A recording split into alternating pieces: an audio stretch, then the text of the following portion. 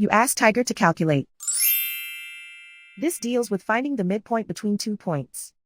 The midpoint between the 2 points is 1, 11. Let's solve it step by step. Plot the 2 points and calculate the midpoint using the formula. The coordinates of point 1 are, x1 equals -21, y1 equals 66. The coordinates of point 2 are, x2 equals 23, y2 equals -44.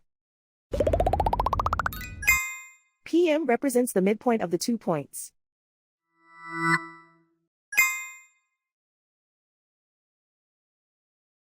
Use the x values in the midpoint formula to find the midpoints x. x1 equals -21. x2 equals 23.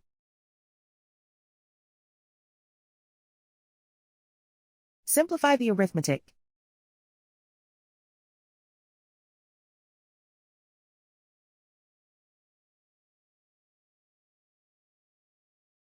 Use the y values in the midpoint formula to find the midpoints y. y1 equals 66.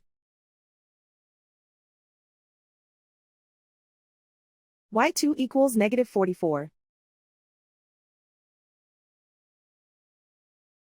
Simplify the arithmetic.